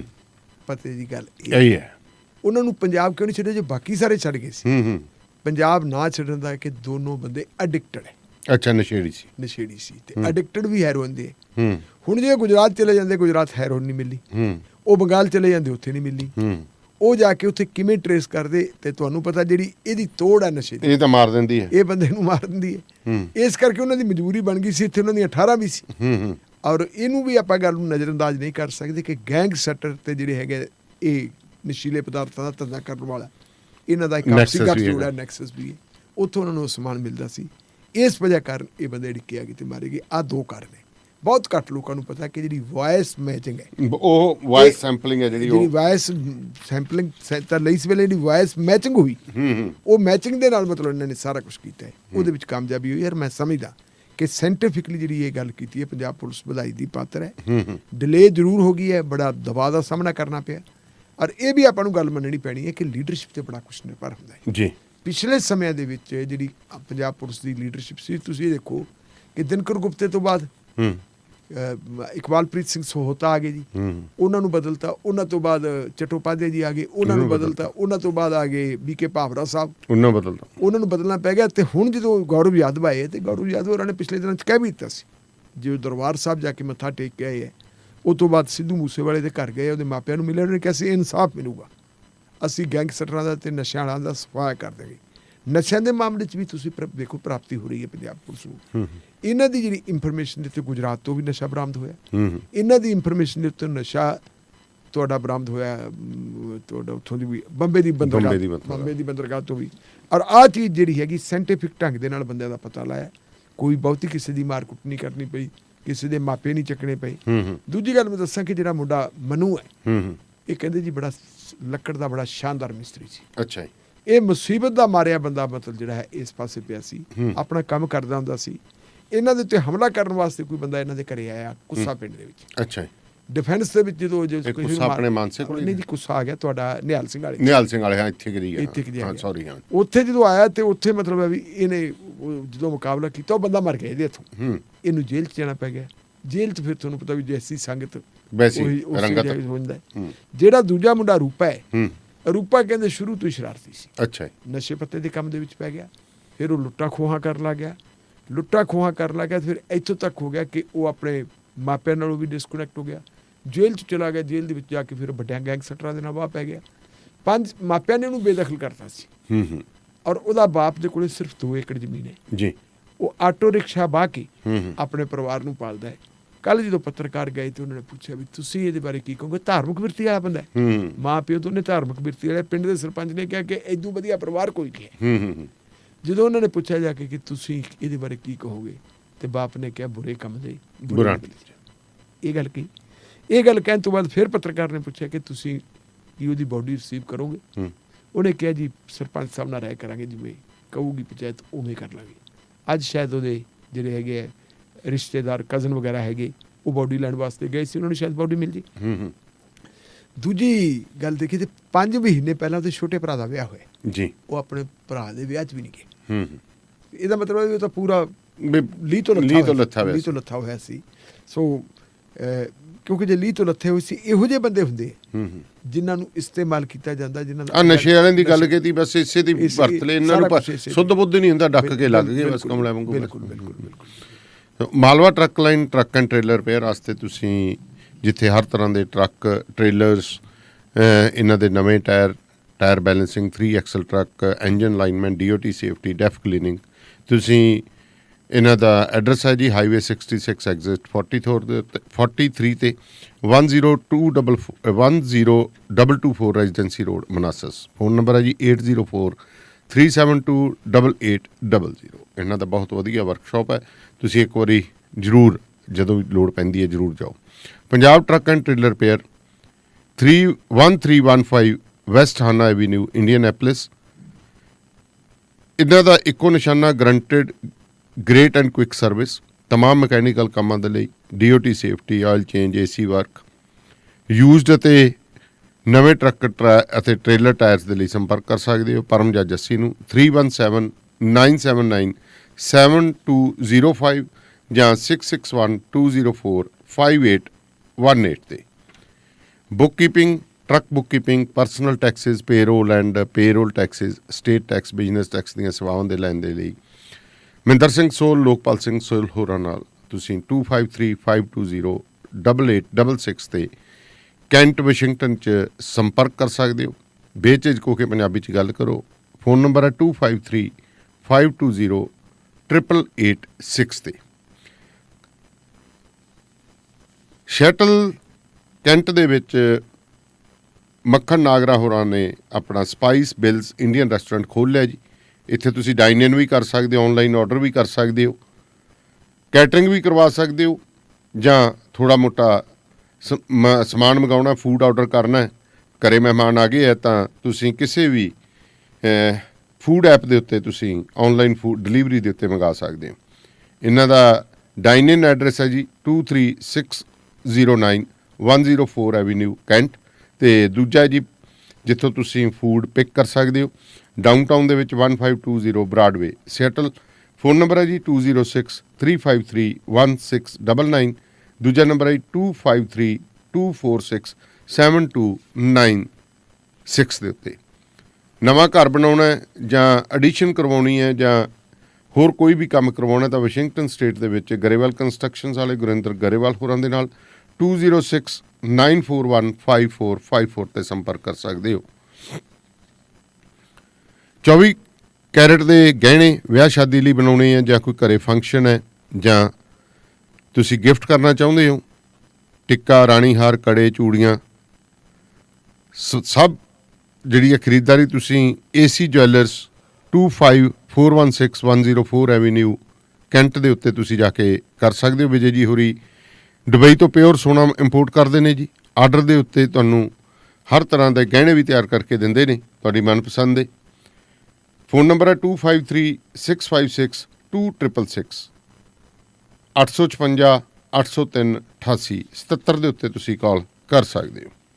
ਅਤੇ ਢਿੱਲੋਂ ਸਾਹਿਬ ਹੁਣ ਸੇਵਾਦਾਰ ਆਪਣੀ ਹੀ ਸੇਵਾ ਮੇ, ਸੇਵਾਦਾਰ ਤਾਂ SGPC ਦੇ, ਅਤੇ ਅਕਾਲੀ ਦਲ ਨੇ ਦਿੱਲੀ ਧਰਨਾ ਲਾਇਆ, ਕਹਿੰਦੇ ਬਈ ਹੁਣ ਇੱਥੇ ਵੀ ਸੇਵਾ ਆ ਜਾਓ। ਬੜੇ ਵਾਰੀ ਆਪਾਂ ਪਹਿਲਾਂ ਵੀ ਚਰਚਾ ਕੀਤੀਆਂ ਕਿ ਨਿੱਜੀ ਫੰਕਸ਼ਨਾਂ ਦੇ ਵਿੱਚ ਵੀ SGPC ਦੇ ਸੇਵਾਦਾਰਾਂ ਤੇ ਗੁਰੂ ਘਰ ਦੇ ਲੰਗਰ ਦੀ ਵਰਤੋਂ ਜਿਹੜੀ ਆ ਉਹ ਕੀਤੀ ਜਾਂਦੀ ਹੈ। ਬਿਲਕੁਲ ਦਾਨੇੜੀਆ ਸਾਹਿਬ ਇਹ ਮਾਮਲਾ ਜਿਹਨੂੰ ਆਪਾਂ ਕਹਿ ਦਈਏ ਜਿਨ੍ਹਾਂ ਨੇ ਸਾਡੇ ਸਾਹਮਣੇ ਲਿਆਂਦਾ ਹੈ ਜਾਂ ਮੀਡੀਆ ਦੇ ਸਾਹਮਣੇ ਲਿਆਂਦਾ ਹੈ, ਉਹਨਾਂ ਦਾ ਨਾਮ ਹੈ ਮਿਸਟਰ ਗੁਰਦੀਪ ਸਿੰਘ ਬਠਿੰਡਾ ਜੀ, ਔਰ ਉਹ ਯੂਨਾਈਟਿਡ ਅਕਾਲੀ ਦਲ ਦੇ ਸਮਝ ਲਓ ਵੀ ਫਾਊਂਡਰ ਹੀ ਹੈ, ਵੱਡੇ ਆਗੂ ਉਹਨਾਂ ਦੇ, ਜਿਹੜੀ ਨੂੰ ਆਪਾਂ ਰੀੜ੍ਹ ਦੀ ਹੱਡੀ ਕਹਿ ਦਿੰਦੇ ਹਾਂ ਯੂਨਾਈਟਿਡ ਅਕਾਲੀ ਦਲ, ਉਹ ਹੈ। ਉਹਨਾਂ ਨੇ ਜਿਹੜੇ ਕੱਲ੍ਹ ਤੱਥ ਪੇਸ਼ ਕੀਤੇ ਹੈ ਤੇ ਅੱਜ ਦੀਆਂ ਅਖਬਾਰਾਂ ਦੇ ਵਿੱਚ ਪ੍ਰਕਾਸ਼ਿਤ ਹੁੰਦੇ ਹੈ, ਉਹ ਕਹਿੰਦੇ ਵੀ ਸਰਦਾਰ ਸੁਖਬੀਰ ਸਿੰਘ ਬਾਦਲ ਨੇ ਜਿਹੜਾ ਮੌਕਾ ਸੀ ਜਦੋਂ ਅਸੀਂ ਬੰਦੀ ਸਿੰਘਾਂ ਦੀ ਰਿਹਾਈ ਦੀ ਗੱਲ ਕਰਦੇ ਹੁੰਦੇ ਸੀ ਜੀ, ਉਦੋਂ ਕਹਿੰਦੇ ਸਾਡੀਆਂ ਗ੍ਰਿਫਤਾਰੀਆਂ ਕਰਦੇ ਹੁੰਦੇ ਸੀ, ਫੜ ਲੈਂਦੇ ਸੀ। ਇਹਨਾਂ ਦੀ ਸਰਕਾਰ ਹੁੰਦੀ ਸੀ, ਸਾਨੂੰ ਕਹਿੰਦੇ ਤੁਸੀਂ ਬੰਦੀ ਸਿੰਘਾਂ ਦੀ ਗੱਲ ਕਿਉਂ ਕਰਦੇ ਹੋ, ਫੜ ਕੇ ਸਾਨੂੰ ਗ੍ਰਿਫਤਾਰ ਕਰਕੇ ਜੇਲ੍ਹਾਂ ਦੇ ਵਿੱਚ ਡੱਕ ਦਿੰਦੇ ਸੀ। ਅਸੀਂ ਆਪਦੀ ਲੜਾਈ ਲੜਦੇ ਰਹੇ, ਲੇਕਿਨ ਉਹ ਹੈ ਬੁਰੇ ਕੰਮਾਂ ਦੇ ਬੁਰੇ ਨਤੀਜੇ ਵਾਲੀ ਗੱਲ ਕਿ ਜਿਸਾ ਬੀਜੋਗੇ ਤੇ ਉਸਾ ਵੱਢੋਗੇ। ਉਹ ਉਹੀ ਗੱਲ ਹੋਈ। ਉਹ ਕਹਿੰਦੇ ਵੀ ਪਹਿਲਾਂ 2017 ਦੇ ਵਿੱਚ ਟਾਪੂ ਲੱਗ ਗਿਆ, ਸੀਟਾਂ ਰਹਿ ਗਈਆਂ ਸੀ 15 ਹੁਣ ਆਪਾਂ 3 ਨਹੀਂ ਜੀ 2 ਹੀ ਹੈ, ਉਹ ਤੀਜਾ ਤਾਂ BSP ਦਾ ਹੈ। ਅੱਛਾ ਜੀ, ਉਹ ਤਾਂ ਗੱਠਜੋੜ ਦੇ 3 ਨੇ, ਕਿਉਂਕਿ ਮੈਨੂੰ ਵੀ ਅੱਜ ਤੜਕੇ ਮਿਹਨਤ ਕਰਨੀ ਪਈ ਕਿ ਜੇ ਆਲੀਵਾਲ ਨੂੰ ਪਾਸੇ ਕੀਤਾ ਤੇ ਗਰੁੱਪ ਲੀਡਰ ਬਣਾਇਆ ਤੇ ਫਿਰ ਕਿਹਨੂੰ ਬਣਾਉਣਗੇ? ਗਰੁੱਪ ਹੀ ਨਹੀਂ ਰਹਿਣਾ। ਗਰੁੱਪ 'ਚ ਵੀ 2 ਜਾਣੇ ਹੋ ਗਏ, ਸ਼ਾਇਦ ਗਨੀਪ ਕੌਰ ਨੂੰ ਨਾ ਬਣਾ ਦੇਣ। ਉਹ ਫਿਰ ਮੈਨੂੰ ਕਿਸੇ ਸੱਜਣ ਨੇ ਦੱਸਿਆ, ਉਹਨੇ ਨੈਟ ਤੇ ਕੱਢ ਕੇ ਦੇਖਿਆ, ਉਹ ਕਹਿੰਦਾ ਨਹੀਂ ਯਾਰ ਉਹ ਤਾਂ ਜਿਹੜਾ ਹੈਗਾ ਬਹੁਜਨ ਸਮਾਜ ਪਾਰਟੀ ਦਾ ਹੈ, ਨਿਸ਼ਾਨ ਤੇ ਉਹਦੇ ਜਿੱਤਿਆ ਬੰਦਾ ਭਾਵੇਂ ਅਕਾਲੀ ਦਲ ਦਾ ਹੀ ਹੋਵੇ ਜੀ। ਕਈ ਵਾਰੀ ਇਹਨਾਂ ਨੇ ਇਹ ਵੀ ਕੀਤਾ ਨਾ ਬਹੁਤ, ਜਿਵੇਂ ਇਹਨਾਂ ਨੇ ਆਪ ਦਾ ਬੰਦਾ ਖੜਾ ਕੀਤਾ ਸੀ ਹਰਿਆਣੇ ਦੇ ਵਿੱਚ, ਨਿਸ਼ਾਨ ਤਾਂ ਫਿਰ ਚਟਾ ਲੈਂਦੇ। ਪੰਜਾਬ ਦੇ ਵਿੱਚ ਵੀ ਹੋਇਆ ਸੀ ਨਾ ਵੀ BSP ਨੂੰ ਸੀਟਾਂ ਚੜ੍ਹਤੀਆਂ ਸੀ, ਉਹ ਕਈ ਥਾਵਾਂ ਤੇ ਕਹਿੰਦੇ ਜੀ ਹੁਣ ਕਿਵੇਂ ਕੈਂਡੀਡੇਟ ਨਹੀਂ, ਕਹਿੰਦੇ ਕੈਂਡੀਡੇਟ ਵੀ ਦੇ ਦਿੰਦੇ ਆ ਨਾਲ, ਕੈਂਡੀਡੇਟ ਅਕਾਲੀ ਦਲ ਦੇ ਦਿੱਤੇ ਸੀ। ਮਤਲਬ ਸੀਟਾਂ 2 ਜਾਂ 3 ਹੀ ਲੈ ਲਓ, ਚਲੋ 3 ਮੰਨ ਲਓ ਆਪਾਂ ਵੀ 3 ਬਣ ਗਏ ਇਹਨਾਂ ਦੀ, 3 ਰਹਿ ਗਏ। ਉਹ ਕਹਿੰਦੇ ਵੀ ਇਹ ਜਿਹੜੀ ਹਾਲਤ ਹੈ ਇਹਦੇ ਲਈ ਜ਼ਿੰਮੇਵਾਰ ਕੌਣ ਹੈ? ਇਹ ਆਪ ਹੈ। ਜ਼ਮੀਨ ਹੁਣ ਖੁੱਸ ਚੁੱਕੀ ਹੈ ਜੀ। ਹੁਣ ਉਹ ਕਹਿੰਦੇ ਵੀ ਇਹ ਦੁਬਾਰਾ ਫਿਰ ਕਹਿੰਦੇ ਵੀ ਆਪਣੀ ਪੁਰਾਣੀ ਪੋਜੀਸ਼ਨ ਬਹਾਲ ਕਰਨ ਵਾਸਤੇ ਕਿ ਸੱਤਾ ਸਾਡਾ ਜਿਹੜਾ ਹੈਗਾ ਘੱਟੋ ਘੱਟ ਰਾਜਨੀਤੀ ਦੇ ਵਿੱਚ ਸਾਡਾ ਵਜੂਦ ਕਾਇਮ ਰਹਿ ਜੀ, ਉਹਦੇ ਲਈ ਕਹਿੰਦੇ ਹੁਣ ਇਹਨਾਂ ਨੇ ਪੰਥਕ ਏਜੰਡਾ ਜਾਂ ਬੰਦੀ ਸਿੰਘਾਂ ਦਾ ਏਜੰਡਾ ਅਪਣਾਉਣਾ ਸ਼ੁਰੂ ਕੀਤਾ। ਗੱਲ ਚੰਗੀ, ਕਹਿੰਦੇ ਕੋਈ ਮਾੜੀ ਗੱਲ ਨਹੀਂ, ਪਰ ਕਹਿੰਦੇ ਲੋਕਾਂ ਦਾ ਰਿਸਪੌਂਸ ਹੈ ਨਹੀਂਗਾ ਜੀ, ਤੇ ਲੋਕਾਂ ਦਾ ਰਿਸਪੌਂਸ ਹੈ ਨਹੀਂਗਾ ਤੇ ਕਿਤੇ ਇਹ ਨਾ ਹੋਵੇ ਕਿ ਬੰਦੇ ਘਟ ਜਾਣ। ਫਿਰ ਕਹਿੰਦੇ ਵੀ ਸ਼੍ਰੋਮਣੀ ਗੁਰਦੁਆਰਾ ਪ੍ਰਬੰਧਕ ਕਮੇਟੀ ਦੀਆਂ ਸੇਵਾਵਾਂ ਲਈਆਂ। ਅੱਛਾ ਜੀ, ਦਿੱਤਾ ਹੁਕਮ ਵੀ ਪਹੁੰਚੋ ਕਿ ਭਾਈ ਇਹਨਾਂ ਨੂੰ ਕਹੋ ਜਿੰਨੇ ਵੀ ਸੇਵਾਦਾਰ ਆਪਣੇ ਤੁਸੀਂ ਉੱਥੇ ਪਹੁੰਚੋ। ਦਾਨੇਵਾਲੀਆ ਸਾਹਿਬ ਕਹਿੰਦੇ ਵੀ ਫਿਰ ਇੱਕ ਚਿੱਠੀ ਲਿਖੀ ਹੈ 19 ਜੁਲਾਈ ਨੂੰ। ਅੱਛਾ ਜੀ, ਸ਼੍ਰੋਮਣੀ ਗੁਰਦੁਆਰਾ ਪ੍ਰਬੰਧਕ ਕਮੇਟੀਆਂ ਨੇ ਚਿੱਠੀ ਨੰਬਰ 846। ਅੱਛਾ ਜੀ, ਉਹਦੇ ਰਾਹੀਂ ਮਤਲਬ ਜਿਹੜੇ ਸੇਵਾਦਾਰ ਹੈ ਉਹਨਾਂ ਨੂੰ ਕਿਹਾ ਭਾਈ ਸਾਰੇ ਜਣੇ ਹੁਮ ਹਮਾ ਕੇ ਤੇ ਦਿੱਲੀ ਪਹੁੰਚੋ ਅਕਾਲੀ ਦਲ ਦੇ ਧਰਨੇ 'ਚ, ਉੱਥੇ ਜਾ ਕੇ ਸੇਵਾ ਵੀ ਕਰੋ, ਪਾਣੀ ਧਾਣੀ ਵੀ ਪਿਆਓ ਤੇ ਧਰਨੇ ਦੀ ਰੌਣਕ ਵੀ ਵਧਾਓ। ਅੱਛਾ ਜੀ, ਉਹਨਾਂ ਨੇ ਜੀ ਫਿਰ ਧਰਨੇ ਦੀ ਰੌਣਕ ਵਧਾਈ। ਅੱਛਾ, ਜੋ ਧਰਨੇ ਦੀ ਰੌਣਕ ਰੌਣਕ ਵਧਾਈ ਤੇ ਫਿਰ ਐਂਟਰਟੇਨਮੈਂਟ ਵੀ ਬਾਹਲਾ ਹੋਇਆ। ਐਂਟਰਟੇਨਮੈਂਟ ਤਾਂ ਕਰਨਾ ਪਿਆ ਹੋਣਾ। ਇੰਟਰਟੇਨਮੈਂਟ ਤਾਂ ਬਾਹਰਲਿਆਂ ਬੰਦਿਆਂ ਦੀ ਲੋੜ ਹੀ ਨਹੀਂ ਪਈ। ਅੱਛਾ ਜੀ। ਉਹ ਤਾਂ ਤੁਸੀਂ ਦੇਖੋ ਨਾ ਅੱਜ ਕੱਲ੍ਹ ਇੰਟਰਟੇਨਮੈਂਟ ਦੀ ਸਥਿਤੀ ਵੀ ਕੀ ਹੈ ਕਿ ਮੇਰਾ ਨਹੀਂ ਖਿਆਲ ਹੂੰ ਕਿ ਕੰਵਰ ਗਰੇਵਾਲ ਹੂੰ ਦੇ ਜਿਹੜੇ ਗੀਤ ਹੈ ਹੂੰ ਉਹ ਗੀਤ ਕਦੇ ਪਸੰਦ ਹੋਣਗੇ, ਹੂੰ ਕਿਉਂਕਿ ਕੰਵਰ ਗਰੇਵਾਲ ਪਿਛਲੇ ਲੰਬੇ ਸਮੇਂ ਤੋਂ ਜਦੋਂ ਤੋਂ ਲੱਗੇ ਹੋਏ ਆ ਇਹਦੇ ਨਾਲ, ਕਿਸਾਨ ਮੋਰਚੇ ਦੇ ਨਾਲ, ਜੀ ਜੀ। ਉਦੋਂ ਤੋਂ ਉਹ ਕਈ ਚੀਜ਼ਾਂ ਇਹੋ ਜਿਹੀਆਂ ਕਰਦੇ ਜਿਹੜੀਆਂ ਪ੍ਰਵਾਨ ਨਹੀਂ, ਪ੍ਰਵਾਨ ਨਹੀਂ, ਮਤਲਬ ਜਿਹੜੀ ਆਮ ਲੋਕਾਂ ਨੂੰ ਪ੍ਰਵਾਨ ਨਹੀਂ। ਆਮ ਇਹਨਾਂ ਲੋਕ ਆਮ ਲੋਕਾਂ ਲੋਕਾਂ ਨੂੰ ਪ੍ਰਵਾਨ ਨੂੰ ਹੈ, ਪ੍ਰਵਾਨ, ਸੱਤਾ ਦੇ ਸੱਤਾ ਦੇ ਗਲਿਆਰਿਆਂ 'ਚ ਪ੍ਰਵਾਨ ਨਹੀਂ, ਕੁੱਪਣ ਵਾਲਿਆਂ ਨੂੰ ਪ੍ਰਵਾਨ ਨਹੀਂ। ਜਿਵੇਂ ਹੁਣ ਤੁਸੀਂ ਦੇਖੋ ਸਿੱਧੂ ਮੂਸੇਵਾਲੇ ਦਾ ਇੱਕ ਗਾਣਾ SYL, ਹੁਣ SYL ਬਣਾਉਂਦਾ ਕੌਣ ਸੀ, ਕਿਹਨੇ ਸਮਝੌਤੇ, ਕਿਹਨੇ ਕੁਛ ਕੀਤੀ ਕਰਾਈ, ਆਪਾਂ ਬੜੇ ਵਾਰੀ ਗੱਲ ਕਰ ਚੁੱਕੇ ਹਾਂ, ਦੁਹਰਾਉਣ ਦੀ ਲੋੜ ਨਹੀਂ। ਪਰ ਅਕਾਲੀ ਦਲ ਵਾਲੇ ਕਹਿੰਦੇ ਜੀ SYL ਵੀ ਜਿਹੜੀ ਹੈਗੀ ਹੈ ਤੇ ਇਹਦੇ 'ਚ ਬੈਨ ਕਿਉਂ ਕੀਤਾ। ਜਿਹੜਾ ਉਹਦਾ ਰਿਹਾਈ ਹੈ ਗੀਤ ਆਪਣੇ ਦਾ ਕੰਵਰ ਗਰੇਵਾਲ ਦਾ ਜੀ, ਕਹਿੰਦੇ ਜੀ ਇਹਦੇ ਤੇ ਪਾਬੰਦੀ ਕਿਉਂ ਲਾਤੀ। ਔਰ ਪਿਛਲੇ ਦਿਨਾਂ ਦੇ ਵਿੱਚ ਸੁਖਬੀਰ ਸਿੰਘ ਬਾਦਲ ਦੀ ਇੱਕ ਹੋਰ ਤੁਸੀਂ ਦੇਖੀ ਹੋਣੀ, ਵਾਇਰਲ ਹੋਈ ਸੀਗੀ ਵੀਡੀਓ, ਉਹ ਬੈਠੇ ਹੈ ਤੇ ਉਧਰੋਂ ਮਤਲਬ ਉਹ ਗੀਤ ਲੱਗਿਆ ਵਾ ਰਿਹਾਈ ਅਸੀਂ ਨਹੀਂ ਮੰਨਦੇ, ਤੇ ਬਹੁਤ ਮਤਲਬ ਉਹ ਸਿਲਸਿਲਾ ਦੱਸ ਕੇ ਵੀ ਹਾਂ ਮੈਂ ਤਾਂ ਖੁੱਬਿਆ ਹੋਇਆ ਜੀ ਇਹਦੇ 'ਚ, ਬਹੁਤ ਖੁੱਬਿਆ ਮੈਂ। ਤੇ ਕੱਲ ਵੀ ਜਦੋਂ ਧਰਨੇ 9-11 ਪਾਓ ਫੇਰ ਹੀ ਨਿਕਲੂਗਾ। ਹਾਂਜੀ, 9-11 ਪਾਓ ਤਾਂ ਨਿਕਲੂਗਾ। ਕੱਲ ਵੀ ਜਦੋਂ ਧਰਨਾ ਲੱਗਿਆ, ਧਰਨੇ ਤੋਂ ਪਹਿਲਾਂ ਤਖਤੀ ਸੀ ਉਹਨਾਂ ਦੇ ਹੱਥ ਦੇ ਵਿੱਚ, ਨਾਲ ਉਹਨਾਂ ਦੀ ਸ਼ਰੀਕੇ ਹਯਾਤ ਬੀਬੀ ਹਰਸਿਮਰਤ ਕੌਰ ਬਾਦਲ ਵੀ ਸੀ ਜੀ। ਉਹ ਤਖਤੀ ਲੈ ਕੇ ਪਾਰਲੀਮੈਂਟ ਦੇ ਵਿੱਚੋਂ ਨਿਕਲਣਾ, ਆਉਣ ਜਾਣ ਵਾਲੇ ਜਿਹੜੇ ਸੀ BJP ਵਾਲੇ ਸੱਤਾ ਵਾਲੇ ਬੰਦੇ ਉਹਨਾਂ ਨੂੰ ਦਿਖਾਉਂਦੇ ਸੀ, ਦੇਖੋ ਜੀ ਅਸੀਂ ਰਿਹਾਈ ਚਾਹੁੰਦੇ ਹਾਂ, ਰਿਹਾਈ ਦਿਓ, ਰਿਹਾਈ ਦਿਓ। ਮਾੜੀ ਜੀ ਕਹਿੰਦੇ ਉਹਨੂੰ ਵੀ ਮਿਲੇ, ਆਪਣੇ ਨੂੰ ਅਮਿਤ ਸ਼ਾਹ ਹੋਰਾਂ ਨੂੰ ਵੀ ਜੀ ਮਿਲਿਆ, ਹਾਂ ਮਿਲਿਆ, ਉਹਨੇ ਵੀ ਕੋਈ ਕਰਕੇ ਚਲੋ ਜੀ, ਉਹਨੇ ਵੀ ਆਪਦਾ ਟਾਲ ਮਟੋਲਾ ਜਿਹਾ ਕਰਤਾ। ਫੇਰ ਆ ਗਏ ਜੀ ਭਾਸ਼ਣ ਕਰਨਾ ਸੀ ਜੀ, ਭਾਸ਼ਣ ਕਰਨ ਤੋਂ ਪਹਿਲਾਂ ਫਿਰ ਰੰਗ ਬੰਨਣਾ ਸੀ, ਇਹ ਲਾ ਦਿਓ ਜੀ। ਫਿਰ ਉਧਰੋਂ ਇਸ਼ਾਰਾ ਕੀਤਾ ਤੇ ਕੰਵਰ ਗਰੇਵਾਲ ਦਾ ਗੀਤ ਲੱਗ ਗਿਆ ਜੀ ਰਿਹਾਈ, ਤੇ ਰਿਹਾਈ ਦੇ ਨਾਲ ਹੀ ਸਰਦਾਰ ਸਾਹਿਬ ਕਹਿੰਦੇ, ਪ੍ਰਧਾਨ ਜੀ ਕਹਿੰਦੇ ਜੀ ਫਿਰ ਆਪਾਂ ਵੀ ਨਾਲ ਹੀ ਗਾਲੀਏ ਬਣਾਈਏ, ਫਿਰ ਨਾਲ ਗਾਉਣ ਲੱਗੇ। ਮੈਂ ਦੋ ਦੇਖੀਆਂ ਜੀ ਵੀਡੀਓਜ਼, ਮੈਂ ਇੱਕ ਤਾਂ ਉਹ ਦੇਖੇ ਸਾਰੇ ਲੋਕ ਗਾਉਂਦੇ ਨਾਲ, ਅੱਛਾ ਉਹ ਤਾਂ ਇੱਕ ਵੱਖਰੀ ਟਿਊਨ ਆ ਉਹਦੀ, ਕਿਉਂਕਿ ਉਹਦੇ ਚ ਬਾਕੀ ਆਵਾਜ਼ਾਂ ਵੀ ਭਾਰੂ ਹੁੰਦੀਆਂ। ਇੱਕ ਕਿਸੇ ਨੇ ਕੀ ਕੀਤਾ, ਉਹਨੇ ਕੱਲੀ ਉਹ ਕੱਢ ਕੇ ਪਾਤੀ ਸੁਖਬੀਰ ਸਿੰਘ ਬਾਦਲ ਵਾਲੀ, ਅੱਛਾ ਉਹ ਤਾਂ ਫਿਰ ਦਾਨੇ ਵਾਲੀ ਸਭ ਵਾਕਈ ਇੰਟਰਟੇਨਮੈਂਟ ਵਾਲੀ ਗੱਲ ਹੈ, ਅੱਛਾ ਉਹ ਕੱਢ ਫਿਰ ਇਸ ਤਰ੍ਹਾਂ ਉੱਥੇ ਹੋਇਆ, ਇੰਟਰਟੇਨਮੈਂਟ ਵੀ ਕੀਤਾ ਲੋਕਾਂ ਦਾ। ਅੱਜ ਮੇਰਾ ਖਿਆਲ ਆ ਵੀ ਮਿਲੀਅਨਸ ਤੱਕ ਪਹੁੰਚ ਗਈ ਹੈ ਉਹ ਵੀਡੀਓ ਜਿਹੜੀ ਪਾਈ ਵੀ ਹੈ। ਇੰਨੀ ਤਾਂ ਮੇਰਾ ਖਿਆਲ TRP ਤੁਸੀਂ ਜ਼ਿੰਦਗੀ 'ਚ ਕਦੇ ਸੁਣਿਆ ਨਹੀਂ ਹੋਣਾ, ਜਿੰਨੀ ਮਤਲਬ ਹੈ ਵੀ ਲੋਕਾਂ ਦੀ ਕੱਲ ਲਾਈਕਿੰਗ ਮਿਲ ਗਈ ਹੈ ਬਹੁਤ ਜ਼ਿਆਦਾ। ਸੋ ਕੁੱਲ ਮਿਲਾ ਕੇ ਆਪਾਂ ਕਹੀਏ ਕਿ ਚਲੋ ਫਿਰ ਵੀ ਆਪਾਂ ਕਹੀਏ ਸਵੇਰ ਦਾ ਭੁੱਲਿਆ ਸ਼ਾਮ ਨੂੰ ਘਰ ਆ ਜਾਂਦੇ, ਤੇ ਉਹਨਾਂ ਨੇ ਕੱਲ ਘੱਟੋ ਘੱਟ ਬੰਦੀ ਸਿੰਘਾਂ ਦੀ ਰਿਹਾਈ ਵਾਸਤੇ ਧਰਨਾ ਤਾਂ ਲਾਇਆ। ਤੇ ਨਾਲ ਅਗਲੀ ਗੱਲ ਉਹ ਕਹਿੰਦੇ ਜੀ ਅਸੀਂ ਪਾਤਸ਼ਾਹੀ ਨਹੀਂ ਮੰਗਦੇ। ਅੱਜ ਸਵੇਰੇ ਮੈਂ ਜੋ ਸੈਰ ਕਰ ਰਿਹਾ ਸੀ, ਕੁਛ ਲੋਕ ਫਿਰਦੇ ਸੀ, ਮੈਂ ਕਿਹਾ ਵੀ ਯਾਰ ਕਿੰਨੀ ਵਧੀਆ ਗੱਲ ਹੈ, ਸਾਨੂੰ ਨਹੀਂ ਚਾਹੀਦੀ ਪਾਤਸ਼ਾਹੀ, ਸਾਨੂੰ ਚਾਹੀਦੀ ਹੈ ਰਿਹਾਈ। ਉਹ ਇੱਕ ਬੰਦਾ ਮੈਨੂੰ ਕਹਿੰਦਾ ਤੁਸੀਂ ਗਲਤੀ ਕਰ ਰਹੇ ਹੋ ਜੀ। ਮੈਂ ਕਿਹਾ ਜੀ ਕਿਵੇਂ। ਉਹ ਕਹਿੰਦਾ ਵੀ ਜਿਹੜੀ ਰਿਹਾਈ ਹੈ ਨਾ, ਰਿਹਾਈ ਦਾ ਤਾਂ ਬਹਾਨਾ ਮੰਗਦੇ ਤਾਂ ਪਾਤਸ਼ਾਹੀ ਹੈ, ਗੱਲ ਤਾਂ ਰੌਲਾ ਤਾਂ ਪਾਤਸ਼ਾਹੀ ਦਾ ਹੀ ਹੈ ਵੀ ਜੇ ਰਿਹਾਈ ਵਾਲੇ ਮਾਮਲੇ ਦੇ ਵਿੱਚ ਰਿਹਾਈ ਹੋਵੇ, ਰਿਹਾਈ ਦੇ ਨਾਂ ਦੇ ਉੱਤੇ ਲੋਕਾਂ ਨੂੰ ਲਾਮਬੰਦ ਕਰਕੇ ਸਾਡੇ ਨਾਲ ਖੜੇ ਹੋਣ, ਉਹ ਵੋਟਾਂ ਪਾਉਣ, ਸੱਤਾ ਬਣੇ, ਸਰਕਾਰ ਬਣੇ, ਤਾਂ ਫਿਰ ਪਾਤਸ਼ਾਹੀ ਤਾਂ ਉਹੀ ਹੈ, ਬਿਲਕੁਲ ਉਹੀ ਪਾਤਸ਼ਾਹੀ ਹੈ ਜੀ। ਤੇ ਉਧਰ ਢਿੱਲੋਂ ਸਾਹਿਬ ਮਹਾਰਾਸ਼ਟਰ 'ਚ ਕਾਟੋ ਕਲੇਸ਼ ਕਾਫੀ ਹੈ, ਉਹਦਾ ਕੀ ਬਣ ਰਿਹਾ ਜੀ? ਦੇਖੋ ਮਹਾਰਾਸ਼ਟਰ ਦੇ ਵਿੱਚ ਕਾਟੋ ਕਲੇਸ਼ ਜਿਹੜਾ ਹੈਗਾ ਉਹ ਹੈਗਾ, ਵੇਖਣ ਨੂੰ ਤਾਂ ਇਉਂ ਲੱਗਦਾ ਕਿ ਸ਼ਿਵ ਸੈਨਾ ਦੇ ਦੋ ਗਰੁੱਪ ਹੈ ਜੀ, ਇੱਕ ਉਧਵ ਠਾਕਰੇ ਦਾ ਤੇ ਇੱਕ ਏਕਨਾਥ ਸ਼ਿੰਦੇ ਦਾ ਜੀ। ਉਧਵ ਠਾਕਰੇ ਪਹਿਲਾਂ ਮੁੱਖ ਮੰਤਰੀ ਹੁੰਦਾ ਸੀ ਤੇ ਹੁਣ ਏਕਨਾਥ ਸ਼ਿੰਦੇ ਮੁੱਖ ਮੰਤਰੀ ਹੈ। ਜਦੋਂ ਇਹ ਕੰਮ ਸ਼ੁਰੂ ਹੋਇਆ, ਅਸਲ ਦੇ ਵਿੱਚ ਇਹ ਕੰਮ ਸ਼ੁਰੂ ਕਰਾਇਆ BJP ਨੇ ਜੀ, ਕਿਉਂਕਿ BJP ਦੇ ਕੋਲ ਇੱਕ ਮਸ਼ੀਨ ਹੈ ਜੀ, ਜਿਹੜੀ ਮਸ਼ੀਨ ਦੇ ਨਾਲ ਉਹ ਕਿਸੇ ਵੀ ਸਰਕਾਰ ਨੂੰ ਡੇਕ ਸਕਦੀ ਹੈ, ਤੇ ਉਸ ਮਸ਼ੀਨ ਦਾ ਨਾਂ ED ਹਾਂਜੀ। ਉਹ ED ਵਾਲੀ ਮਸ਼ੀਨ ਦੇ ਨਾਲ ਮਤਲਬ ਉਹਨੇ ਕਰਾ ਕੇ ਤੇ ਬੰਦੇ ਇਕੱਠੇ ਕਰਵਾ ਕੇ, ਕੁਛ ਗਲਤੀਆਂ ਖੈਰ ਉਧਵ ਠਾਕਰੇ ਦੀਆਂ ਵੀ ਉਹ ਟੈਕਲ ਨਹੀਂ ਕਰ ਸਕਿਆ ਠੀਕ ਤਰੀਕੇ ਦੇ ਨਾਲ, ਉਹਨਾਂ ਨੇ ਮਤਲਬ ਇਹਨਾਂ ਦੇ ਵਿੱਚ ਇੱਕ ਬਗਾਵਤ ਕਰਾਤੀ, ਤੇ ਕਈ ਸਾਰੇ ਉਹਨਾਂ ਦੇ ਵਿਧਾਇਕ ਜੀ ਜੋ ਚੱਕੇ ਪਹਿਲਾਂ ਸੂਰਤ ਚਲੇ ਗਏ, ਤੇ ਸੂਰਤ ਤੋਂ ਬਾਅਦ ਫਿਰ ਉਹ ਚਲੇ ਗਏ ਸੀ ਅਸਾਮ ਦੇ ਵਿੱਚ ਜੀ, ਤੇ ਅਸਾਮ ਦੇ ਵਿੱਚ ਜਾ ਕੇ ਉਹ ਕਿਸੇ ਹੋਟਲ ਦੇ ਵਿੱਚ ਬਹਿ ਗਏ ਸੀ। ਉਸੇ ਵੇਲੇ ਕੀ ਕੀਤਾ ਕਿ ਜਿਹੜੇ ਉਧਵ ਠਾਕਰੇ ਦਾ ਗਰੁੱਪ ਸੀ, ਉਹਨਾਂ ਨੇ ਸਪੀਕਰ ਉੱਥੇ ਹੈ ਨਹੀਂ ਸੀ ਜੀ, ਡਿਪਟੀ ਸਪੀਕਰ ਨੂੰ ਇੱਕ ਐਪਲੀਕੇਸ਼ਨ ਦਿੱਤੀਆਂ, 2 ਐਪਲੀਕੇਸ਼ਨਾਂ ਦਿੱਤੀਆਂ ਕਿ ਇੰਨੇ ਬੰਦਿਆਂ ਨੇ ਜਿਹੜੀ ਹੈਗੀ ਹੈ ਜੀ ਉਹ ਸਾਡੇ ਵਿਪ ਦੀ ਉਲੰਘਣਾ ਕਰ ਰਹੇ ਹੈ। ਉਹਨਾਂ ਨੂੰ ਮੀਟਿੰਗ ਵਾਸਤੇ ਬੁਲਾਇਆ ਸੀ, ਉਹ ਮੀਟਿੰਗ 'ਚ ਹਾਜ਼ਰ ਨਹੀਂ ਹੋਏ, ਤੇ ਉਹਨਾਂ ਨੂੰ ਅਸੀਂ ਕਰ ਰਹੇ ਹਾਂ ਮਤਲਬ ਜਿਹੜੇ ਹੈਗੇ ਇਹਨਾਂ ਨੂੰ ਡਿਸਕੁਆਲੀਫਾਈ ਕਰਦੇ, ਨੋਟਿਸ ਜਾਰੀ ਕਰਤੇ ਸਪੀਕਰ ਨੇ ਕਿ ਆਓ ਭਾਈ ਆਪਣਾ ਪੱਖ ਰੱਖੋ। ਉਹਨਾਂ ਨੇ ਇੱਕ ਜਿਹੜੀ ਹੈਗੀ ਹੈ ਅਗਿਆਤ ED ਤੋਂ ਇੱਕ ਅਗਿਆਤ ID ਤੋਂ ਇੱਕ ਉਹਨਾਂ ਨੇ ਕਰਤੀ ਆਪਣੀ ਮੇਲ ਕਰਤੀ ਜੀ ਕਿ ਤੈਨੂੰ ਤਾਂ ਅਸੀਂ ਡਿਪਟੀ ਸਪੀਕਰ ਹੀ ਨਹੀਂ ਮੰਨਦੇ, ਅੱਛਾ ਤੇਰੇ ਖਿਲਾਫ ਅਸੀਂ ਨੋ ਕੌਨਫੀਡੈਂਸ ਲੈ ਕੇ ਆਵਾਂਗੇ। ਹੂੰ ਉਹ ਜਿਹੜੀ ਉਹਨਾਂ ਨੇ ਮੇਲ ਕੀਤੀ ਉਹਨੇ ਰੱਦ ਕਰਤੀ। ਉਹ ਕਹਿੰਦੇ ਵੀ ਤਾਂ ਜਿਹੜੀ ਹੈ ਅਗਿਆਤ ਹੈਗੀ ਆ। ਆਈਡੀ ਹੈ, ਹੂੰ ਆਈਡੀ ਤੋਂ ਆਈ ਹੈ, ਇਹ ਨਹੀਂ, ਇਹ ਰਿਕਮੈਂਡ ਕਰਤੀ।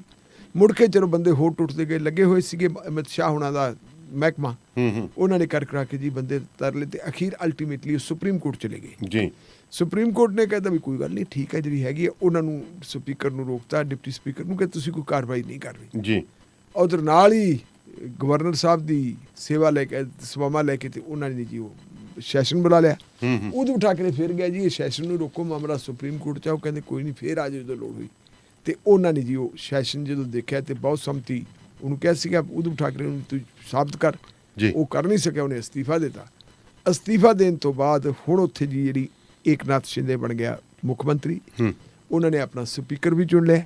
ਸਪੀਕਰ ਚੁਣ ਕੇ ਤੇ ਹੁਣ ਉਹਨਾਂ ਨੇ ਕੁਝ ਜਿਹੜੇ ਐਮਐਲਏਜ਼ ਨੇ ਆ ਕੇ ਉਹਨਾਂ ਦੀ ਆਪਣਾ ਜਿਹੜਾ ਉਹਨਾਂ ਨੇ ਵਿਸ਼ਵਾਸ ਮਤ ਹਾਸਲ ਕੀਤਾ ਹੈ ਹੂੰ ਉਹਦੇ ਵਿੱਚ ਭਾਗ ਨਹੀਂ ਲਿਆ। ਉਹ ਕਹਿੰਦੇ ਜੀ ਇਹਨਾਂ ਨੂੰ ਡਿਸਕੁਆਲੀਫਾਈ ਕਰ ਦਿਓ। ਹੁਣ ਜੀ। ਸਪੀਕਰ ਉਹਨਾਂ ਨੂੰ ਡਿਸਕੁਆਲੀਫਾਈ ਕਰਨ ਤੇ ਲੱਗਿਆ ਵੇ। ਹਾਂ ਪਹਿਲਾਂ ਡਿਪਟੀ ਸਪੀਕਰ ਉਹਨਾਂ ਨੂੰ ਕਰਦਾ ਸੀ ਤੇ ਹੁਣ ਉਧਮ ਠਾਕਰੇ ਫਿਰ ਸੁਪਰੀਮ ਕੋਰਟ ਚਲਾ ਗਿਆ। ਹੂੰ ਇਹ ਮਾਮਲਾ ਕੱਲ ਫਿਰ ਸੁਪਰੀਮ ਕੋਰਟ ਦੇ ਚੀਫ ਜਸਟਿਸ ਸਾਹਿਬ ਦੇ ਬੈਂਚ ਤੇ ਸਾਹਮਣੇ ਆਇਆ। ਜੀ ਉਹਨਾਂ ਨੇ ਗੱਲਬਾਤ ਸੁਣੀ ਸਾਰੀ, ਤੇ ਗੱਲਬਾਤ ਸੁਣਨ ਤੋਂ ਬਾਅਦ ਉਹ ਕਹਿੰਦੇ ਵੀ ਲੱਗਦਾ ਹੈ ਵੀ ਇਹਦੇ 'ਚ ਹੁਣ ਵਿਧਾਨਕ ਮਾਮਲੇ ਆ ਗਏ ਹੂੰ ਕਿ ਕੀ ਜਦੋਂ ਜਿਨ੍ਹਾਂ ਬੰਦਿਆਂ ਨੂੰ ਡਿਸਕੁਆਲੀਫਿਕੇਸ਼ਨ ਦਾ ਨੋਟਿਸ ਦਿੱਤਾ ਹੋਇਆ ਹੈ, ਜੀ ਉਹ ਬੰਦੇ ਜਿਹੜੇ ਹੈਗੇ ਵੋਟ ਪਾ ਸਕਦੇ। ਹੂੰ ਇਹਦੇ ਨਾਲ ਤਾਂ ਕਹਿੰਦੇ ਇਉਂ ਲੱਗਦਾ ਵੀ ਜਿਵੇਂ ਸਰਕਾਰੀ ਤੰਤਰ ਦਾ ਇਸਤੇਮਾਲ ਕਰਕੇ ਸਰਕਾਰਾਂ ਦੇ ਵਿੱਚ ਰਾਜ ਪਲਟੇ ਕੀਤੇ ਜਾਂਦੇ। ਜੀ ਕਾਨੂੰਨੀ ਤੌਰ ਤੇ ਕੀ ਠੀਕ ਹੈ, ਕਹਿੰਦੇ ਵੀ ਇਹ ਤਾਂ ਕੋਈ ਵੱਡੇ ਬੈਂਚ ਨੂੰ ਦੇਖਣਾ ਪੈਣਾ ਹੈ।